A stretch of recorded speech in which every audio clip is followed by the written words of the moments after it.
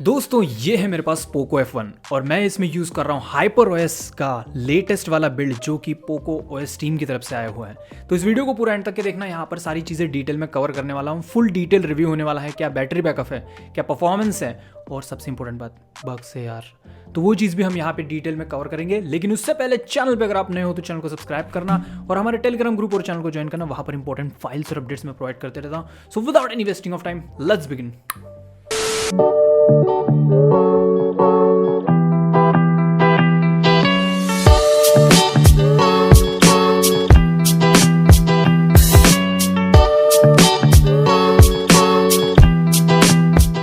तो सबसे पहली बात तो यहाँ पर आपको पोको OS एप्लीकेशन इंस्टॉल करके उसमें से ये वाला जो रोम है उसको डाउनलोड कर लेना है। न्यू रिलीज़ लिखा है, डेट भी है यहाँ पर, और इसका साइज़ कुछ 2.5 GB है। तो आपको इसको डाउनलोड कर लेना है, जो कि मैंने ऑलरेडी डाउनलोड कर रखा है। देन नेक्स्ट स्टेप, यहाँ पर आपको अपना सेटिंग्स में चले जाना है। सेटिंग्स में चलने के बाद यहाँ पर अगर पिन पैटर्न पासवर्ड कुछ रखा होगा तो उसको रिमूव कर लोगे आप, और यहाँ पर कोई भी गूगल अकाउंट वगैरह होगा तो उसको भी आपको रिमूव कर लेना है। तो मेरे केस में कोई अकाउंट नहीं है, मैंने रिमूव कर लिया ऑलरेडी।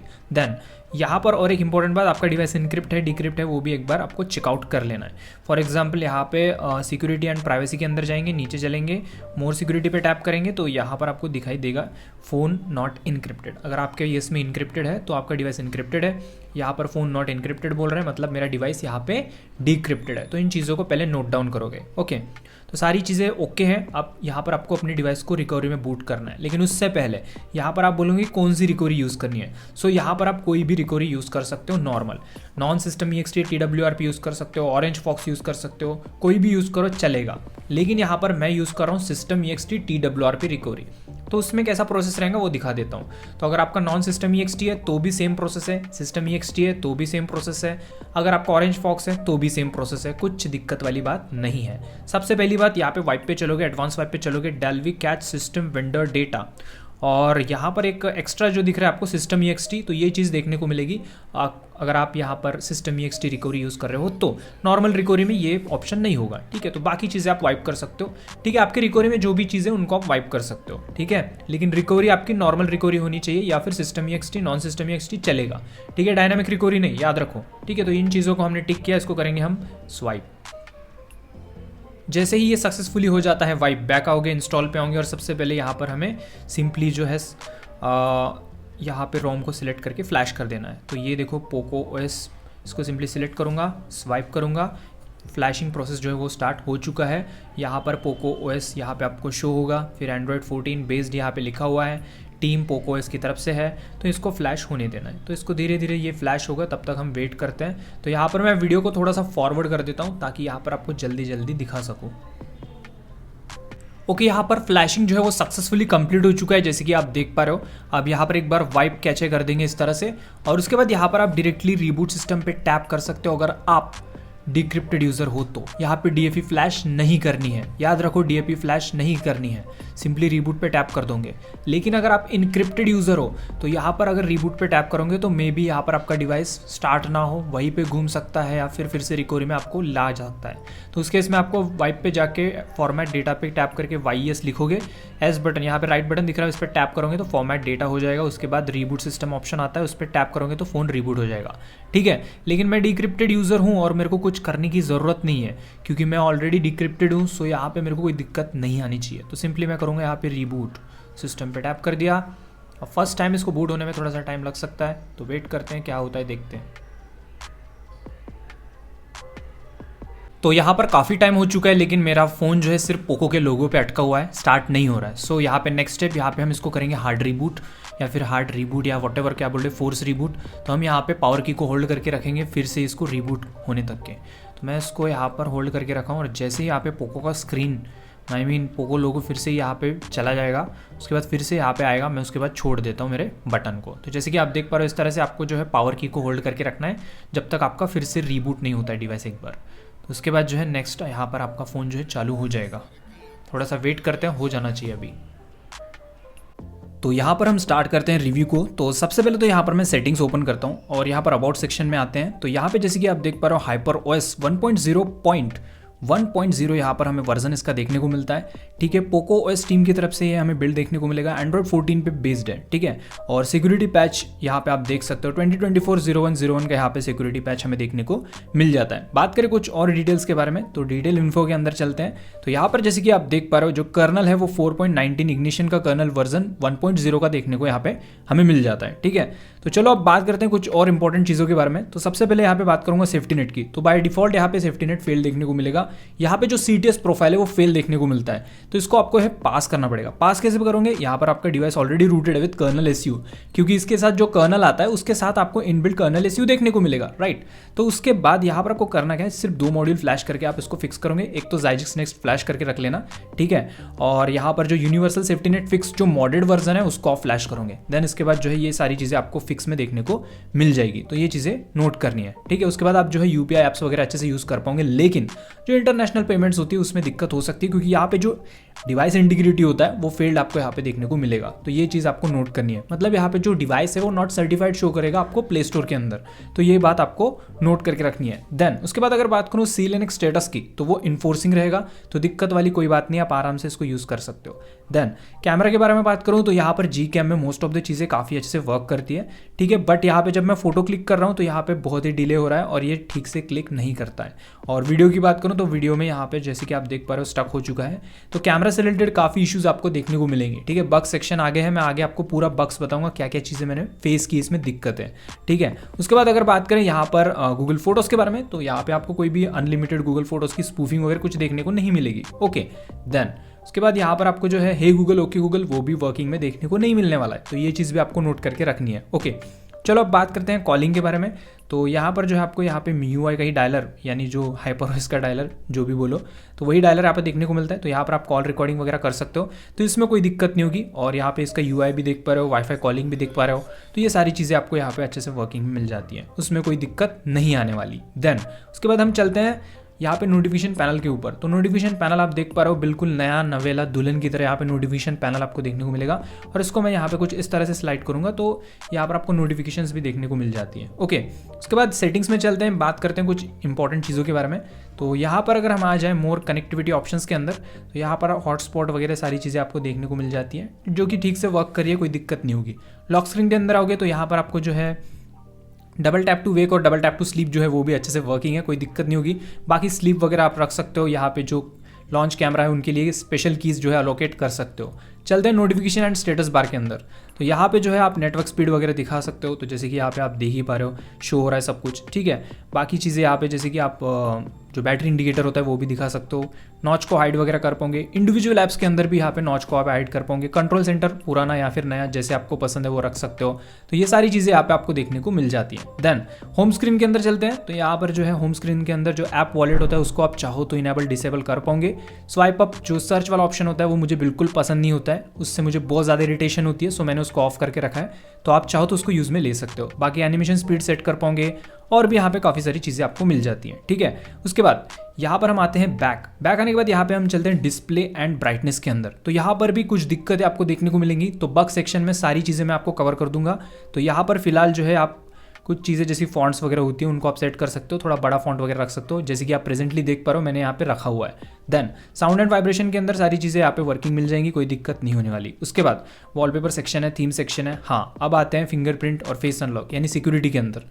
तो यहाँ पे भी दिक्कत है, उसके बारे में भी हम बात करेंगे, लेकिन फिलहाल यहाँ पे जो हमारा जो फिंगरप्रिंट है वो काफ़ी अच्छे से वर्क करा है, इसमें तो कोई इशू मैंने फेस नहीं किया है। देन आगे चलते हैं यहाँ पे ऐप्स वाले सेक्शन के अंदर। तो यहाँ पर जो है मैनेज ऐप्स के अंदर आप कुछ भी ऐप्स वगैरह चाहो तो अनइंस्टॉल वगैरह कर सकते हो। बाकी ड्यूल ऐप्स का सपोर्ट है, ऐप लॉक का सपोर्ट है, सेकंड स्पेस का भी सपोर्ट यहाँ पे देखने को मिलेगा। तो ये सारी चीज़ें आप वर्किंग में ले पाओगे। देन यहाँ पर जो है Xiaomi अकाउंट मैंने यूज़ कर रहा हूँ और बिल्कुल सही यहाँ पे वर्क कर रहा है, ठीक है। एडिशनल सेटिंग्स के अंदर आओगे तो यहाँ पर जो है रीजन वगैरह सब कुछ सेट है बाय डिफॉल्ट, और यहाँ पे फ्लोटिंग विंडोज़ है, LED लाइट है, सेकंड स्पेस जैसे मैंने बोला था वो सारी चीज़ें यहाँ पे देखने को मिल जाती हैं, तो इसमें कोई इशू नहीं है। तो ये सब कुछ था कस्टमाइजेशन इसका, जो भी हम बोलो कुछ भी एक्स्ट्रा कुछ नहीं लगा है, सब कुछ नॉर्मल सा यहाँ पे चीज़ें देखने को मिली है, ठीक है। अब उसके बाद बात करते हैं यहाँ पर कुछ इंपॉर्टेंट चीज़ों के बारे में, जैसे कि यहाँ पे हम बात कर सबसे पहले बैटरी के बारे में। सो सबसे पहले तो यहाँ पे बैटरी में आपको दिखा देता हूँ। तो जो बैटरी बैकअप है कुछ इस तरह से मेरे को देखने को मिला है, जैसे कि आप देख पा रहे हो 17% ड्रेन हुआ है 48 मिनट्स में, और यहाँ पर आवर यहाँ पर मेरे को 21% कुछ शो हो रहा है। ठीक है, तो ये तो मैंने स्क्रीनशॉट ले रखा था। चलो मैं इसका लाइव वाला दिखा देता हूँ। तो यहाँ पे हम आ चुके हैं। So open my battery monitor. So यहाँ पे जैसे आप देख पा रहे हो 16% पर आवर दिखा रहा है, और यहाँ पे 39% जो है बैटरी ड्रेन हुई है 2 आवर्स 26 मिनट्स में। और यहाँ पे जो स्क्रीन ऑफ होता है, मतलब जो डीप स्लीप है, वो भी यहाँ पे आप देख सकते हो। तो यहाँ पे बैटरी के बारे में बात करूँ तो मेरे को दिक्कत लगी है बैटरी बैकअप में। ठीक है, तो यहाँ पे बैटरी जो है थोड़ा हेवीली ड्रेन हो रहा है, ऐसा मेरे को फील हो रहा है इसमें। ठीक है, तो ये चीज़ आप खुद देख सकते हो, आपके सामने है रिजल्ट पूरा। ठीक है ना, तो बैटरी मेरे को थोड़ा हेवीली ड्रेन लग रहा है। देन उसके बाद अगर चार्जिंग के बारे में बात करूँ तो चार्जिंग स्पीड बढ़िया है, उसमें कोई दिक्कत नहीं आने वाली। ओके, देन उसके बाद हम बात करते हैं कुछ और ऑप्शंस के बारे में। तो यहाँ पे हम बात करेंगे परफॉर्मेंस के बारे में। तो सबसे पहले तो यहाँ पे एंथुतु स्कोर चेकआउट कराता हूँ। तो यहाँ पे जो स्कोर निकल गया है उसको देख लेते हैं हम। तो जैसे कि आप देख पा रहे हो यहाँ पे स्कोर जैसे कि 471541 यहाँ पे स्कोर हमें देखने को मिलता है। ठीक है, और बात करें यहाँ पर Geekbench 5 स्कोर की, तो वो भी चेकआउट करा देता हूँ। तो Geekbench 5 स्कोर भी यहाँ पे 474 सिंगल कोर है, मल्टी कोर 1596 यहाँ पे स्कोर देखने को मिल जाता है। उसके बाद अगर बात करें यहाँ पर CPU थ्रॉटलिंग के बारे में, तो वो कुछ 80% यहाँ पे हमें देखने को मिलता है। मैक्स और मिनी वैल्यूज देख सकते हैं, और एवरेज वैल्यूज भी यहाँ पे शो हो रही है। ठीक है, तो ये था पूरा परफॉर्मेंस के बारे में। ठीक है, अब बात कर लेते हैं कुछ और इंपॉर्टेंट चीज़ों के बारे में। तो वो है हमारा बग सेक्शन। तो अभी फटाफट बग सेक्शन क्लियर कर देता हूँ। सबसे पहली बात तो ये बग तो नहीं बोलूँगा इसको, तो यहाँ पे जो पावर मेनू है इसको आने में काफ़ी टाइम लगता है। तो ये चीज़ आप नोट डाउन कर सकते हो कुछ इस तरह से। मैंने काफ़ी टाइम से इसको प्रेस कर रखा, राइट। देन सेकंड बग के बारे में बात करूँ तो यहाँ पे रीडिंग मोड वर्क नहीं करता है ठीक से, तो ये चीज़ आपको ध्यान में रखनी है। देन फेस अनलॉक, वो भी चीज़ मैं यहाँ पे ठीक से वर्किंग में नहीं ले पा रहा हूँ, क्योंकि जब भी मैं फेस अनलॉक ऐड करने जाता हूँ तो यहाँ पर जो डिवाइस है रीबूट हो जाता है, ऑटो रीबूट हो जाता है, फोर्स रीबूट हो जाता है, हार्ड रीबूट हो जाता है, वट एवर वी कॉल्ड। तो वो चीज़ यहाँ पे देखने को हमें मिलती है। देन कलर स्कीम यहाँ पे वर्क नहीं करे। देन यहाँ पर कैमरे के बारे में बात करूँ तो बहुत दिक्कत है भाई, कैमरे में बहुत इश्यूज आ रही हैं। ठीक है, तो यहाँ पे जैसे कि आप देख पा रहे हो हाइपरओएस का कैमरा तो मिल रहा है आपको, यहाँ पे फोटोज तो आप ले पा रहे हो, बट जब भी आप यहाँ पे वीडियो में जाओगे तो यहाँ पे आप जो है 60 FPS हो गया, 4K 60 FPS हो गया, या 60 FPS में जो 1080p होता है उसमें भी दिक्कतें आ रही हैं, तो आप यहाँ पे नहीं कर पाओगे। एग्जांपल दिखाता हूँ, यहाँ पे मैंने टैप किया और ये देखो क्लोज हो चुका है। तो इस तरह से आपको मतलब इश्यूज फेस करने पड़ेंगे, कैमरे में बहुत दिक्कत आएंगी। देन समटाइम्स यहाँ पे जो UI होता है वो लैग करने लगता है, तो ये चीज़ भी आपको नोट डाउन करनी है, पता चल जाएगा जैसे ही आप यूज़ करोगे। फिलहाल यहाँ पे आप भी देख पा रहे हो, तो यहाँ पे कुछ चीज़ें आपको दिक्कत वाली आपको देखने को मिल सकती है। हल्का सा कभी स्लो हो जाता है, तो कभी हल्का सा लैग मारने लगता है, तो ये चीज़ भी आप जो है नोट कर सकते हो। जैसे कि यहाँ पे डिले बहुत ही लग रहा है मुझे, मैं यहाँ पे कर तो रहा हूँ फटाफट, लेकिन यहाँ पे मेरे को डिले भी बहुत फेस हो रहा है, तो ये चीज़ भी आपको देखने को पड़ेगी। ठीक है, तो ये कुछ बग्स वगैरह आप देखने को मिल जाएंगे आपको, तो इन चीज़ों को आपको यहाँ पे झेलना पड़ सकता है अगर आपको ये अभी यूज़ करना है। तो आगे आने वाले अपडेट्स में ये सारी चीज़ें फिक्स देखने को हमें मिल सकती है। ठीक है, तो फिलहाल तो ये फर्स्ट बिल्ड है, तो थोड़े बहुत तो दिक्कत देखने को मिलेंगी HyperOS।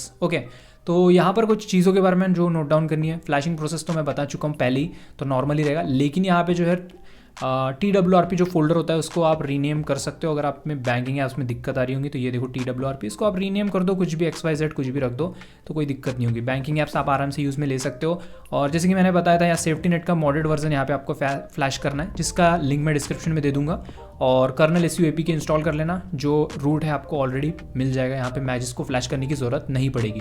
तो ये था पूरा ओवरऑल इस रोम के बारे में रिव्यू। ठीक है, तो अगर अभी बोलूँ तो ठीक नहीं बोलूँगा मैं इस रोम को प्रेजेंटली, क्योंकि काफ़ी दिक्कतें यहाँ पे मिल रही है, लेकिन आगे आने अपडेट्स में ये चीज़ें फिक्स देखने को हमें मिलेगी। ठीक है, तो ये था ओवरऑल इस रोम का रिव्यू। अगर वीडियो पसंद आएगा तो प्लीज़ वीडियो को लाइक और शेयर करो।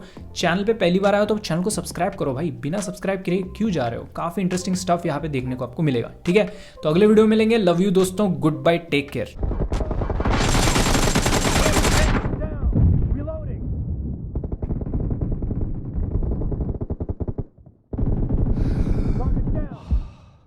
Cover me!